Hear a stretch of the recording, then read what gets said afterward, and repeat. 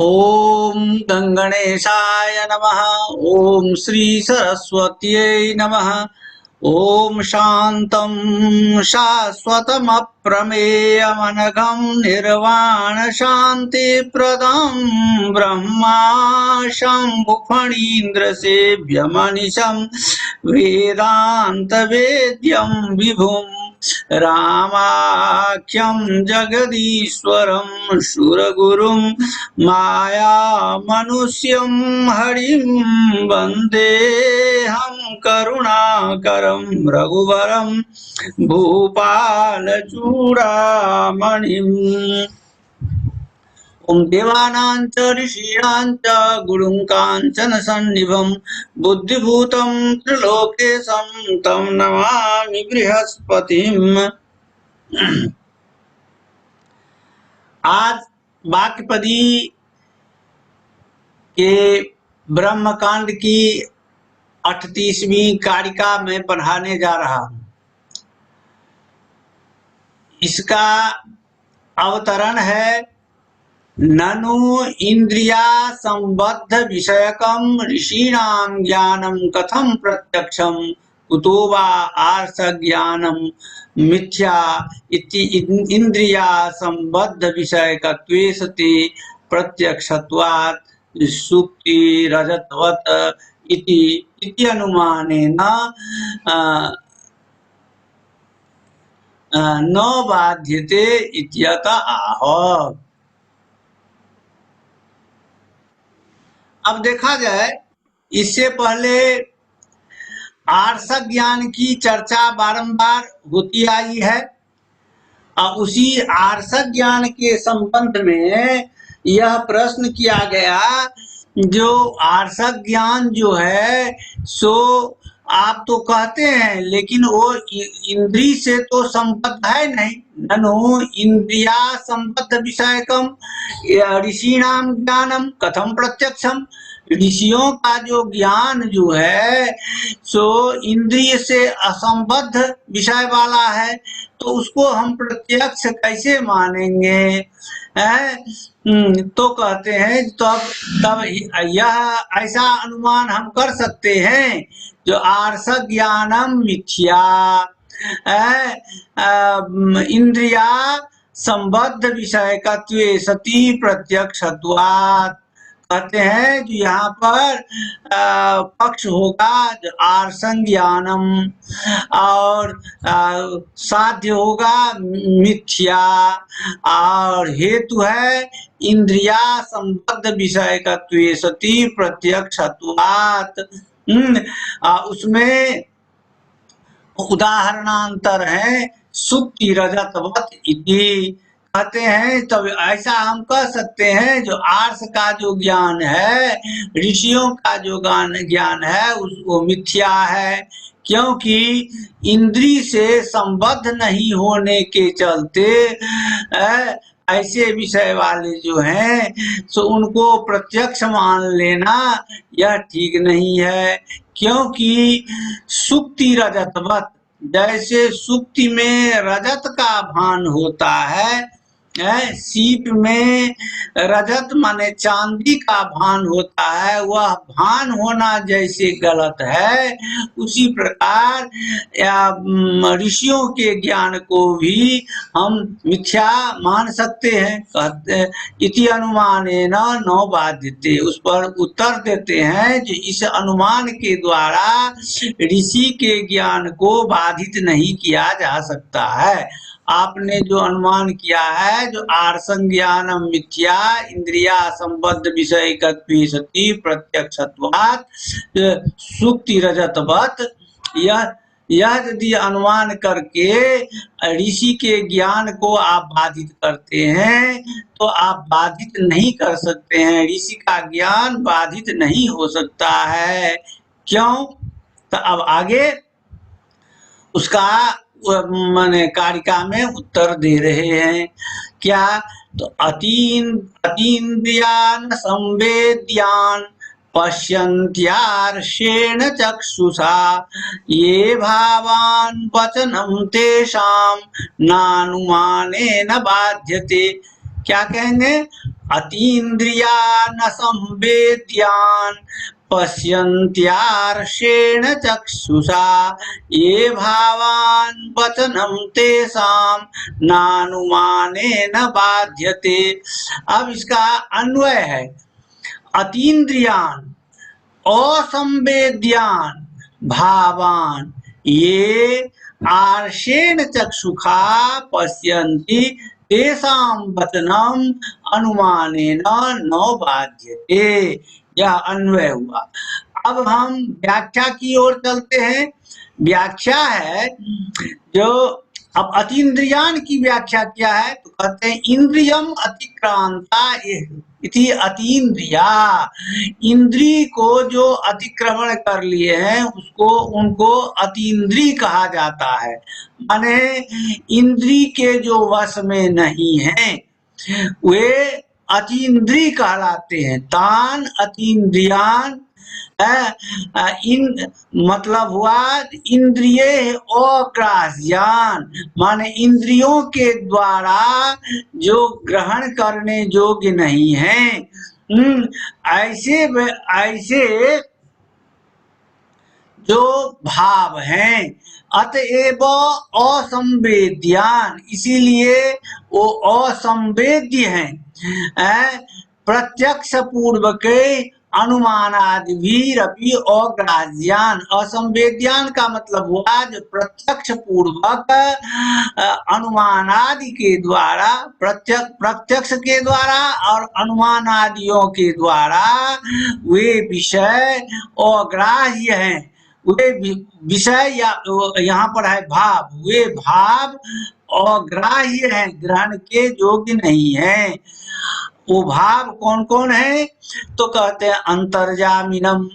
अंतर्जामी जो है अंतरात्मा में जो ईश्वर का वास है, वो इंद्रियों से माने उस ईश्वर को हम देख नहीं सकते हैं। चतुर्विध परमाणु, 4 प्रकार के जो परमाणु हैं उनको भी हम देख नहीं सकते हैं। अविवृतम शब्द ब्रह्म, माने अखंड जो शब्द ब्रह्म है उनको भी हम देख नहीं सकते हैं।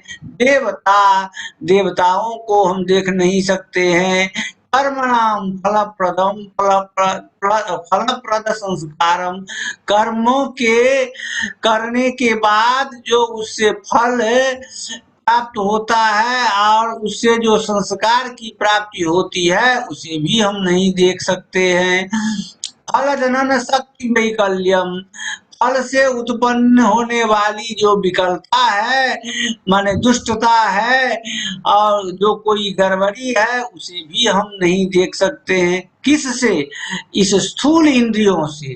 किंतु वो जो अतीन्द्रिय जो हैं, ये सब जो है अतीन्द्रिय हैं, इंद्रियों से ग्रहण करने योग्य नहीं है। इत्येवं आदि ये इत्यादि जो है वो उन इत्यादि जो भाव हैं और भी हैं, इत्यादि जो भाव हैं उन भावों को इन इंद्रियों से नहीं देखा जा सकता।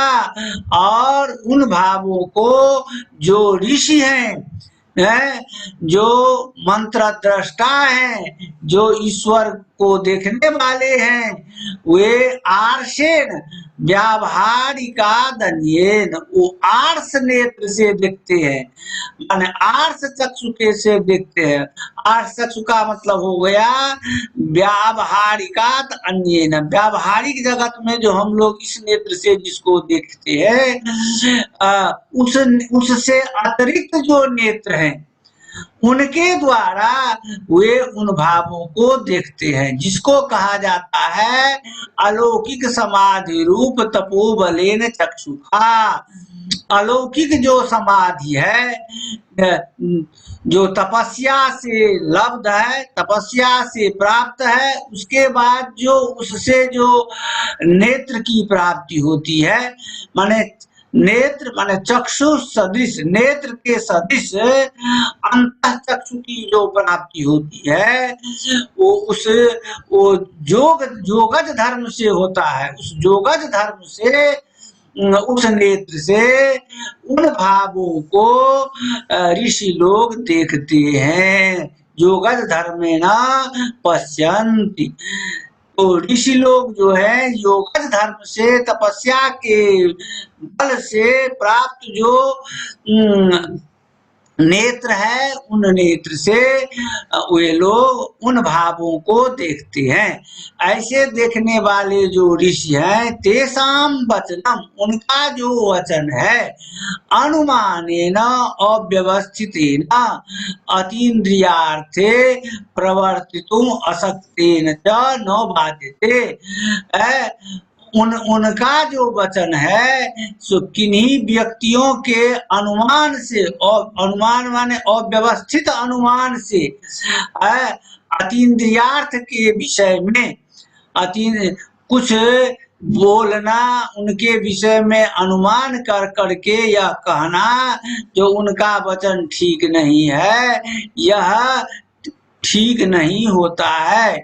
यानी ऐसे ऋषियों का वचन अव्यवस्थित अनुमान के द्वारा बाधित नहीं होते हैं।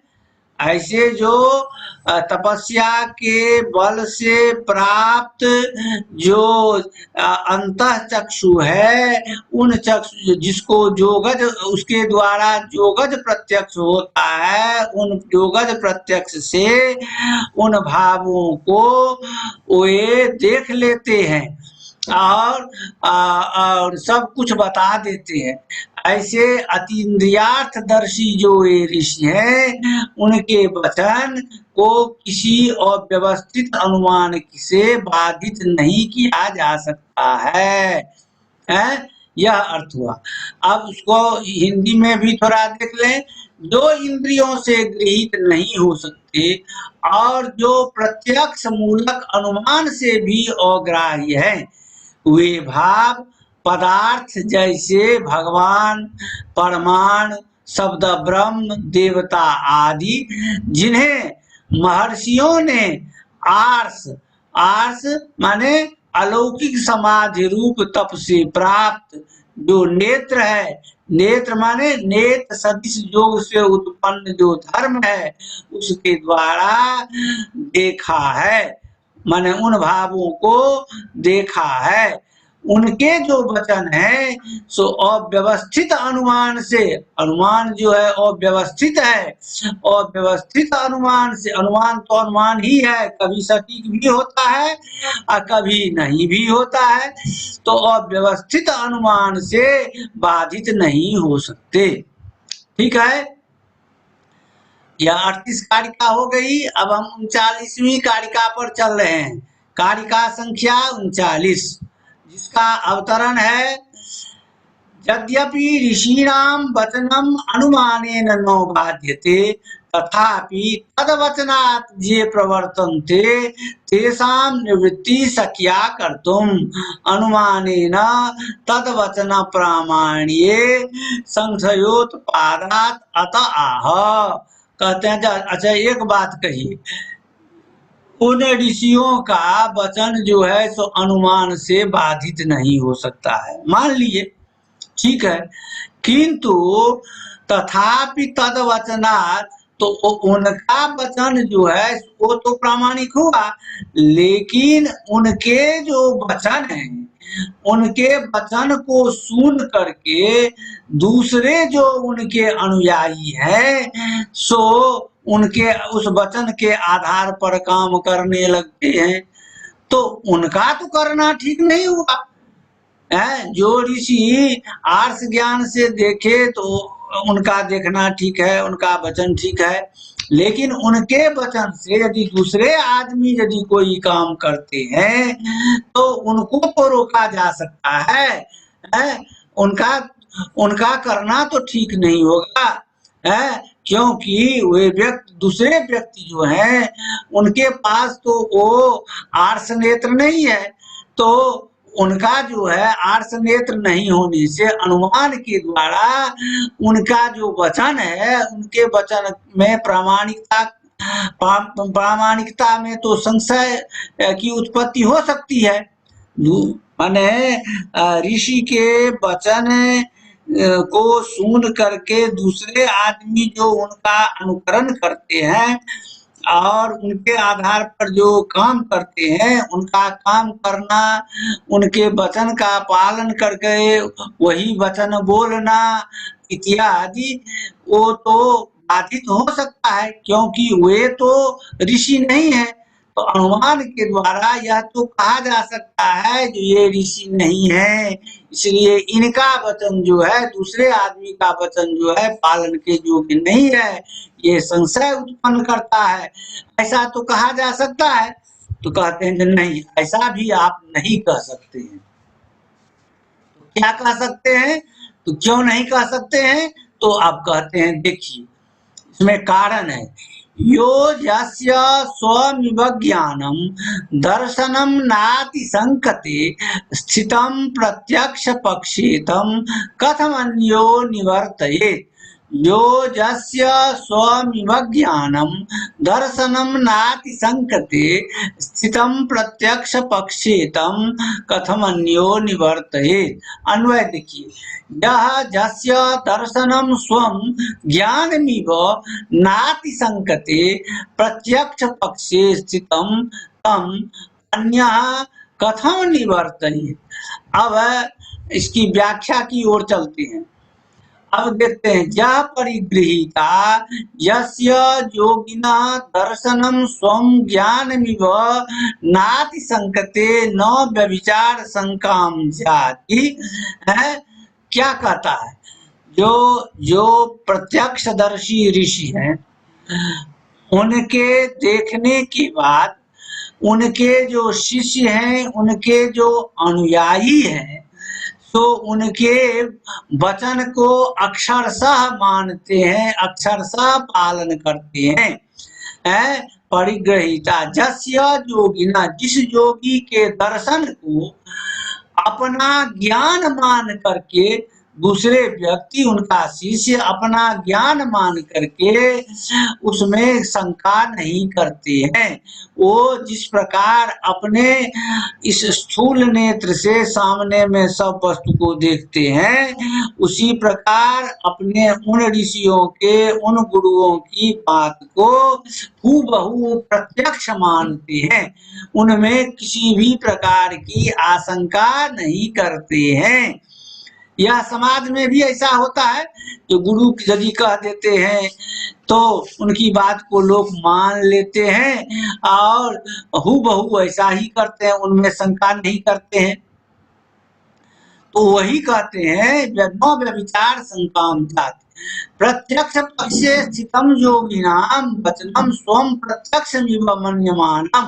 कहते हैं प्रत्यक्ष पक्ष में स्थित जो योगियों का वचन है, उनको अपने प्रत्यक्ष की तरह मानने वाले हैं। जैसे अपने इस नेत्र से स्वयं किसी वस्तु को देखते हैं, उसी प्रकार योगी के वचन से उन पदार्थों को देखने वाले जो उनके शिष्य हैं, उन शिष्यों को, उन व्यक्तियों को तम अन्य तर्क शरणा कथम निवर्तयेत्।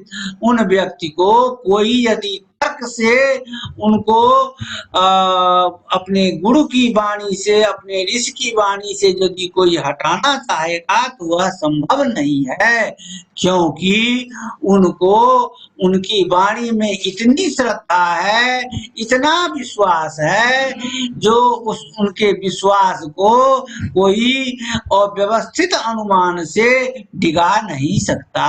तम अन्यः तर्क शरणम कथम निवर्तयेत्। तदीयानुमानेषु तस्य अनाश्वासात्। वो दूसरे व्यक्तियों के अव्यवस्थित अनुमान से उनकी आस्था में कहीं कोई कमी नहीं आ सकती है, उन्हें कोई डिगा नहीं सकता है, बल्कि अनुमान करने वाले जो है उन्हीं में अनास्था उन व्यक्तियों को आ जाती है। ठीक है।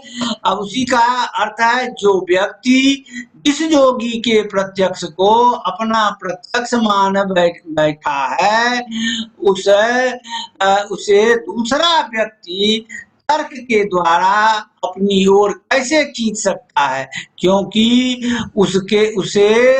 उसके तर्क पर विश्वास ही नहीं है। ठीक है, हम आगे की कारिका की ओर बढ़ते हैं। कारिका संख्या 40। अब अवतरणम, इसका अवतरण देखिए। यह कृतानाम कर्मणाम देहादूर्ध्वम इष्टानिष्ट फल प्राप्तिर भविष्यति की ऋषि वचनानुसारिणाम आप्तानाम वचन बलादेव सर्वे मनुष्य शास्त्रोपदेशम बिना ब्राह्मणत्वादि जातिरिव निसंदिग्धम मन्यते तब तथैवानुगम्यते चेत्या। अब यहाँ कहते हैं तो उन ऋषियों के वचन को प्रामाणिक माना जाता है, और उन्होंने जो कहा है, जो इस शरीर से जो किया गया जो कर्म है, उस कर्म का फल इस शरीर के त्याग के बाद भी प्राप्त होता है। जो अच्छा कर्म किया गया है उसे अच्छे फल की प्राप्ति होती है, इष्ट अनिष्ट। जो बुरा कर्म किया है तो उसे बुरे योनि की प्राप्ति होती है, बुरे फल की प्राप्ति होती है। तो ऐसा जो है उन ऋषियों के वचनों से माने वे समझ लेते हैं सामान्य लोग, और उनको उन ऋषियों के वचनों को आप्त वचन मान करके और उनके वचन में बल समझ करके सभी मनुष्य शास्त्र के उपदेश के बिना ही, जैसे ब्राह्मणत्व आदि जाति को लोग मानते हैं, या ब्राह्मण है, क्षत्रिय है, वैश्य है, शूद्र है, तो जो माने परंपरा से या आता गया है, इस बात को जैसे लोग मानते हैं बिना संदेह का, उसी प्रकार उन्हें ऋषियों की वाणी को वो प्रत्यक्ष यहाँ दिखाई नहीं भी देता है, अप्रत्यक्ष भी है। शरीर के त्याग के बाद जो फल प्राप्त होने वाला है उनके विषय में भी यदि वे कहते हैं तो लोग मान लेते हैं, और सो मानते हैं कैसे, बिना कोई संदेह का मान लेते हैं, और उनकी वाणी का वैसे ही अनुसरण करती हैं। तो इसमें कहीं कोई संदेह नहीं है, क्योंकि कहा गया है, जो आगे कारिका देखिए, इदम पुण्यमिदम पाप मिथ्ये तस्मिन् पदद्वये आचंडालम मनुष्याणामल्पं शास्त्र प्रयोजनम। इदम पुण्यमिदम पाप मिथ्ये तस्मिन् पदद्वये आचंडालम मनुष्याणामल्पं शास्त्र प्रयोजनम। कहते हैं अन्वय देखा जाए, अन्वय है चंडालेभ्य आ इति आचंडालम, यह हो जाता है माने अभिभाव समास में है, चंडालेभ्य आ इति आचंडालम, यानी चंडाल पर्यंत। आचंडाल का मतलब होगा चंडाल पर्यंत। समाज में भी कहते हैं ना, आवाल वृद्ध। आवाल वृद्ध क्या होता है, माने बाल से लेकर वृद्ध पर्यंत। आ का मतलब यहाँ पर पर्यंत हो जाता है। उसी तरह आ चंडालम माने चंडाल पर्यंत। मनुष्याणाम यानी मनुष्य से लेकर के चंडाल पर्यंत। तो आ चंडालम माने चंडाल पर्यंत। मनुष्याणाम इदम पापम इदम पुण्यम, मनुष्यों के बीच यह पाप है, यह पुण्य है। ये दो तरह की जो बातें हैं, इन दो तरह के जो पद हैं, इन दोनों तरह के पद में इति तस्मिन् पदद्वये शास्त्र प्रयोजनम अल्पम इति संबंध। शास्त्र का प्रयोजन अल्प है, क्योंकि सभी लोग माने श्रेष्ठों की वाणी से सुनते आए हैं। समाज में वे मूर्ख हों या पंडित हों, यह सब समझते हैं जो कि हिंसा करना जो है पाप है, झूठ बोलना पाप है, चोरी करना पाप है, किसी को सत्कार करना पुण्य है, किसी को कष्ट नहीं पहुंचाना पुण्य है,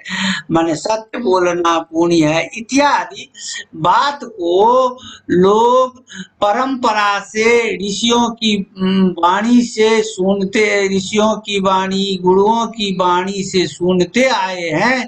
तो लोग अपने आप पाप और पुण्य के संबंध में समझ जाते हैं।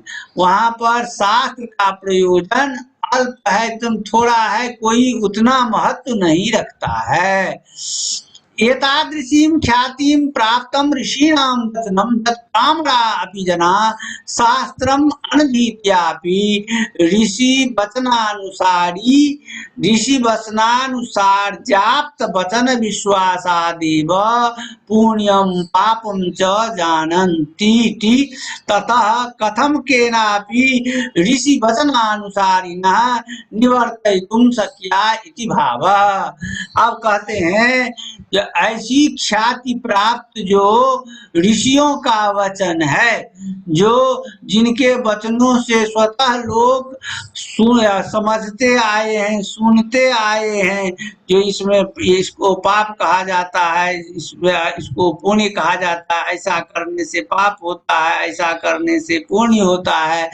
यह जो ख्याति प्राप्त जो ऋषियों का वचन है, उससे पामर जन माने मूर्ख से मूर्ख जन लोग भी शास्त्रम अनधीत्यापि शास्त्र को बिना पढ़े हुए ऋषि वचनों के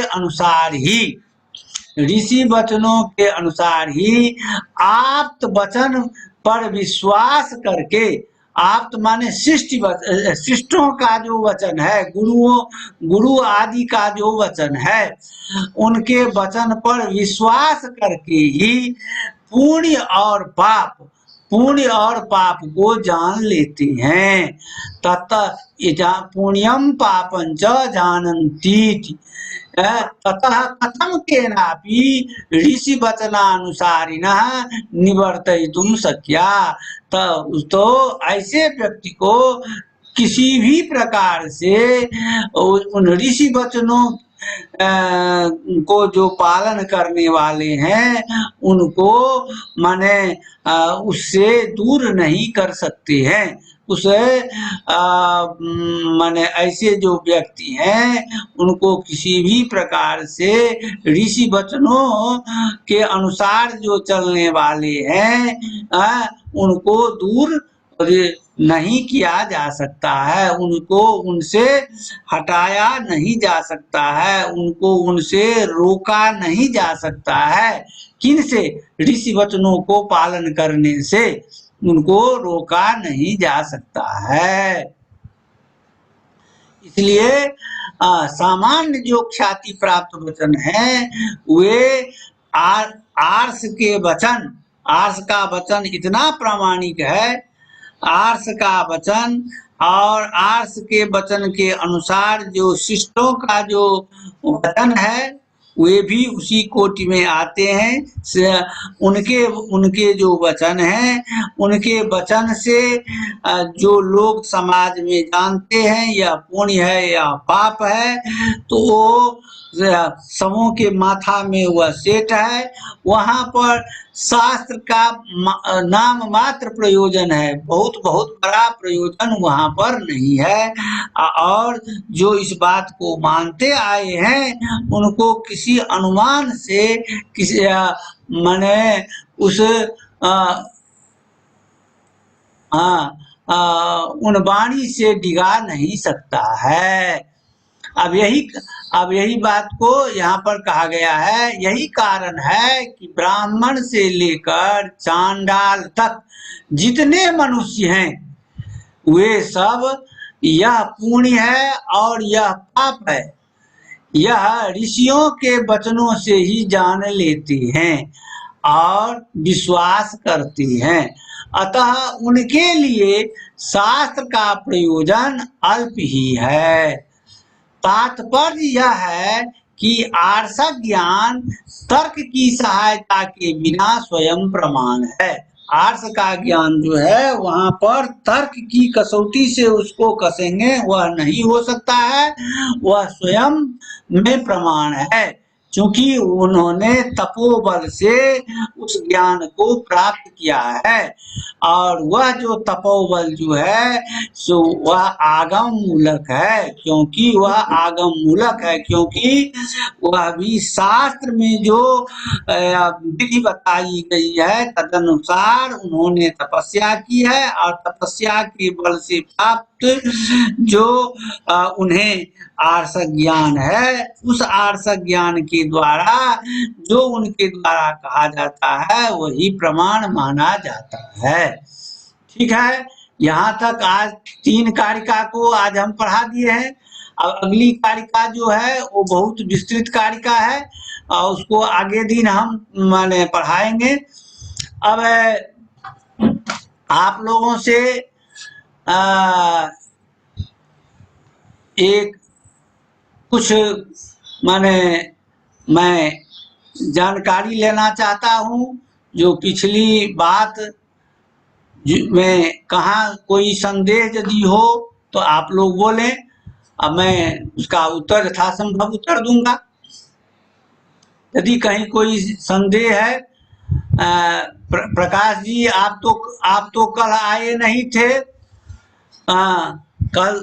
कल मैं प्रत्यक्ष, अनुमान, उपमान और शाब्द चारों को संक्षिप्त रूप से मैंने कल समझा दिया था। तो जो जानते हैं उनके लिए तो आवृत्ति हो गई। तो और उनमें जहाँ कोई जो प्रश्न थे एक क्या एक प्रश्न है गुरुजी, क्या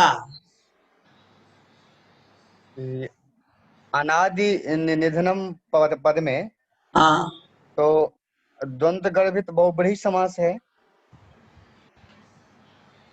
अनादि निधनम महत अनादि नो आदि जस्य इति अनादि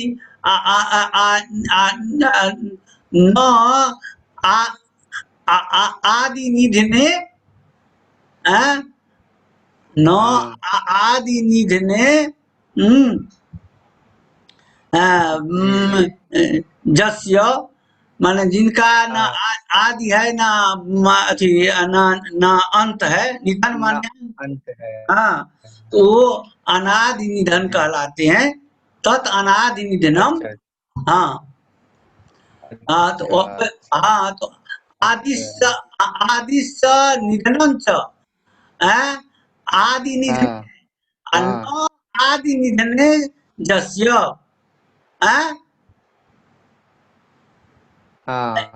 ऐसा कर ऐसा करके करेंगे। पहले द्वंद्व कर देंगे और उसके बाद उसको माने ये द्वंद्व भी होगा, बहुब्रीहि करेंगे। हाँ, फिर बहुब्रीहि भी होगा। तो ऐसा होगा, मतलब नौ आदि यस्य इति अनादि आदिश्च अनादिश्च निधनम च इति आदि निधने और आदि निधने आदि निधनयोः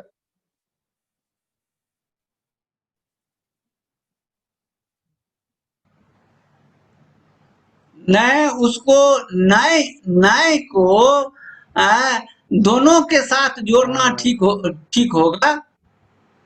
जिनका न आदि है न अंत है। हाँ जी हम भी यही हाँ जी, तो हम भी यही कहना चाहते हैं हाँ कि न्याय को दोनों के साथ करना होगा। हाँ हाँ तो वो जो है ना, तो उसको जी द्वंद्वादो जी द्वंद्वान्ते च श्रूयमाणं प्रदम प्रत्येकमपि तो वो तो द्वंद्व के आदि में है, तो उसको दोनों के साथ संबंध हम होगा। प्रत्येकम अभिसंबद्ध हाँ जी हाँ हाँ, उसको दोनों के साथ संबंध होगा, आदि के साथ भी और जी निधन जी के साथ भी।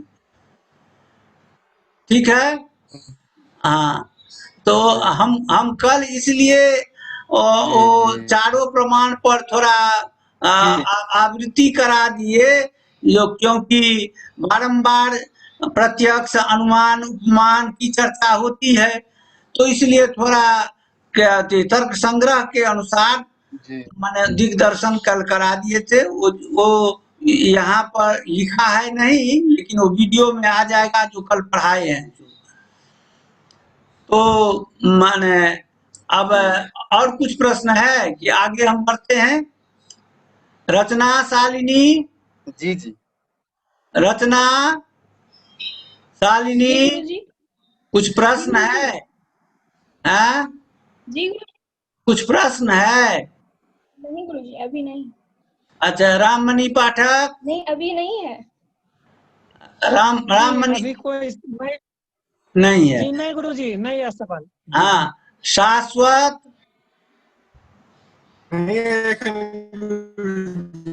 आपकी आपकी तो बातें नहीं स्पष्ट होती है, नेटवर्क की गड़बड़ी के चलते। थोड़ा ठीक से कहिए क्या है।